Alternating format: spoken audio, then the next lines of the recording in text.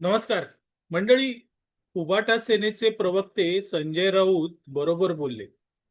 कारण नेमकं तेच ते शिकलेले आहेत त्यांच्या पक्षामध्ये.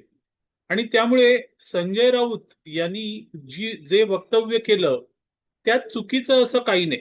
तर आता संजय राऊत यांनी कोणतं वक्तव्य केलं तर ते स्पेसिफिकली सांगायला पाहिजे. कारण रोज सकाळी 9 वाजता संजय राऊत वेगवेगळी वक्तव्य करत असतात. तर संजय राऊत यांनी 2 दिवसांपूर्वी एक वक्तव्य केलं होतं की गॅसची जी जहाजं जी इराणच्या खाडीतून येणार आहेत पुढे, तर ती पहिल्यांदा गुजरातमध्ये जाणार आहेत, तिकडे रिकामी होणार आणि मग उरलेलं इतर देशाला कडे जाणार आहे. आता हे जे वक्तव्य संजय राऊत यांनी केलं, हा खरं म्हणजे पंतप्रधान नरेंद्र मोदी यांना मारलेला टोल आहे. तसं संजय राऊत हे कोणावरही टीका करू शकतात. म्हणजे ते अगदी डोनाल्ड ट्रम्प यांच्यापासून नरेंद्र मोदी यांच्यापर्यंत कोणावरही टीका करतात.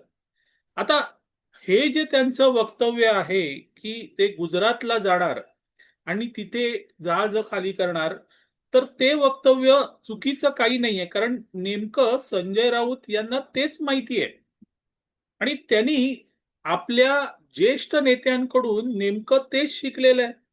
आणि त्यामुळे संजय राऊत यांच्या मनात नेता, त्याचं घर आणि त्याचं निवासी घर या व्यतिरिक्त काही नसतं.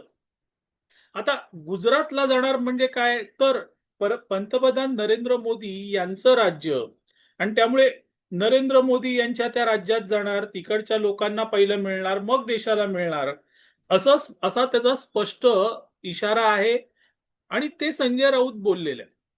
आता गंमत अशी आहे की संजय राऊत यांनी नेमकं हे वक्तव्य का केलं तर सातत्याने उद्धव ठाकरे यांच्या सोबत राहून संजय राऊत यांना उद्धव ठाकरे म्हणजेच संपूर्ण जग असं सध्या दिसायला लागलेलं.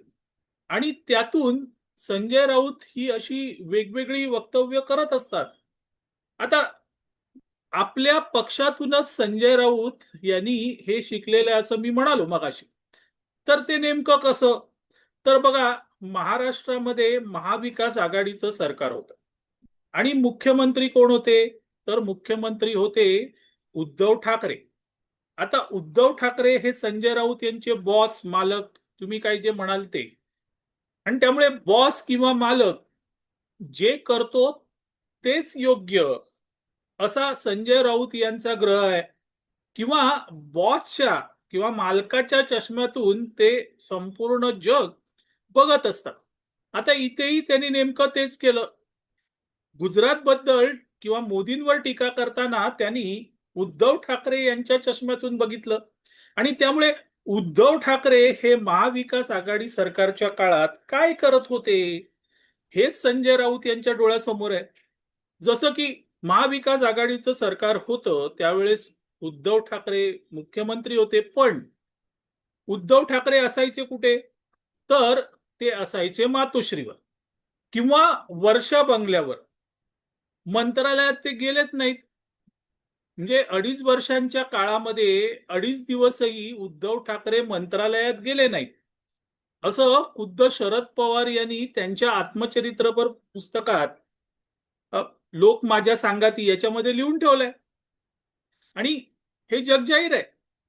आता उद्धव ठाकरे यांनी घालून दिलेला हा नियम किंवा हा पायंडा, याच पायंड्यातून संजय राऊत हा हे सगळं जग बघतात. मग उद्धव ठाकरे काय म्हणाले किंवा त्यांच्या कृतीतून काय प्रतीत झालं की आपलं सर्वस्व जे आहे ते आपलं घर म्हणजे मातोश्री. आणि मग उरलं की ते थोडस सरकारी घर म्हणजे वर्षा.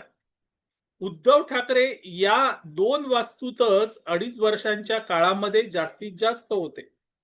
खरं म्हणजे ते राज्याचे मुख्यमंत्री होते त्यामुळे मंत्रालयात त्यांनी बसणं आवश्यक होतं. पण मंत्रालयात ते कधी गेले नाहीत कारण मंत्रालयात गेलं तर अख्खा महाराष्ट्र बघावा लागेल. आणि उद्धव ठाकरे यांना मातोश्री आणि वर्षा यांच्याशिवाय काही दिसलेलंच नाहीये. आणि त्यामुळे संजय राऊत यांना असं आता वाटायला लागलंय की तुम्ही मुख्यमंत्री असाल, पंतप्रधान असाल, तर तुम्ही आपल्या घराचाच विचार करायचा.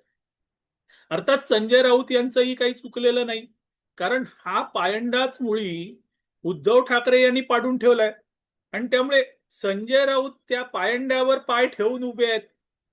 आणि मग मोदींकडे बघताना त्यांना मोदी हे तसेच दिसतात. आता उद्धव ठाकरे यांचं नाव संजय राऊत घेऊ शकत नाही. खरं म्हणजे त्यांनी असं म्हणायला पाहिजे होतं की उद्धव ठाकरे बघा 2.5 वर्षांच्या काळात मातोश्री आणि वर्षावर होते आणि तुम्ही जग फिरताय, आपलं राज्यच तेवढं सांभाळा, बाकी काही करू नका, आमच्या उद्धव ठाकरे यांच्याकडून शिका.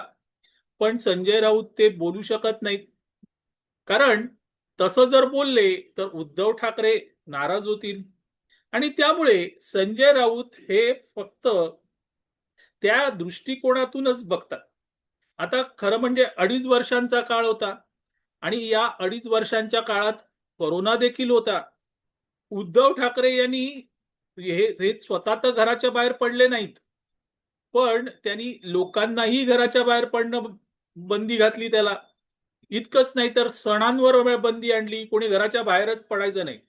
मी आणि माझे कुटुंब हा एकमेव कित्ता त्यांनी गिरवला आणि त्यामुळे संजय राऊत यांना भ्रम झाला की मुख्यमंत्री असतील, पंतप्रधान असतील तर त्यांनी मी आणि माझे कुटुंब एवढंच पाहिलं पाहिजे. हे मोदी असं काय करतायत, ते अख्ख्या देशाची काळजी घेत आहेत, हे चुकीचं आहे.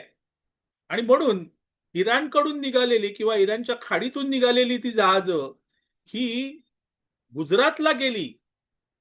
इथे संजय राऊत यांना उद्धव ठाकरे यांचा कारभार दिसला आणि त्यामुळे संजय राऊत यांनी ती टीका केली. आलं का लक्षात? तर प्रश्न असा आहे की सगळं समोर असतं, पण आपण कुठल्या चष्म्यातून त्याच्याकडे बघतो हे महत्वाचं असतं. आणि संजय राऊत हे उद्धव ठाकरे यांच्या चष्म्यातून संपूर्ण जग बघत असतात आणि त्यामुळे त्यांना उद्धव ठाकरे यांच्यासारखं मी आणि माझं कुटुंब एवढंच दिसतं, बाकी काही दिसत नाही. पुन्हा संजय राऊत यांचं सध्या त्यांच्या पक्षातच कोंडी होते. असं म्हणतात की आदित्य ठाकरे हे संजय राऊत यांच्या विरोधात गेलेले आहेत, कारण त्यांनी शरद पवारांचं नाव राज्यसभा निवडणुकीसाठी पुढे केलं. आता प्रश्न असा आहे की ते नाव पुढे केलं, संजय राऊत काही स्वतः बोलणार नाहीत, कारण ते काही स्वतः बोलतच नाहीत. जे त्यांचे प्रवक्ते अनिल थत्ते यांनी सांगून ठेवलेलं आहे की उद्धव ठाकरे जोपर्यंत इशारा देत नाहीत तोपर्यंत संजय राऊत काहीही बोलत नाही. त्यामुळे यांचं नाव म्हणजे शरद पवार यांचं नाव संजय राऊत यांनी पुढे केलं, त्याच्या मागे अर्थातच ते उद्धव ठाकरे यांना माहीत असणार. आणि नेमकं आदित्यला कसं सांगायचं असा प्रश्न कदाचित उद्धव ठाकरे यांना पडला असेल आणि त्यामुळे त्यांनी संजय राऊतना पुढे करून ते केलं असेल. पण आता संजय राऊत यांच्यावरच ते उलटलंय आणि त्यामुळे संजय राऊत हे कधीही पक्षातून बाहेर पडतील असा एकंदरीत कयास लावला जातोय. प्रश्न असा आहे की पक्षातील आपलं स्थान डळमळीत होत असताना आपले गुरु, आपले बॉस, आपले मालक यांच्या चष्म्यातून जग बघावं लागतंय, हे संजय राऊत यांच्यासाठी मोठं कष्टाचं असणार नाही का? पण तरीही ते म्हणतात ना, ते रक्तात भिनलेलं आहे आणि त्यामुळे ते सहजासहजी जाणार नाही. आणि त्यामुळे संजय राऊत यांच्यासाठी जे उद्धव ठाकरे यांच्यासाठी होतं तेच मी आणि माझं कुटुंब, वर्षा आणि मातोश्री, त्याच चष्म्यातून ते मोदींकडे बघतायत.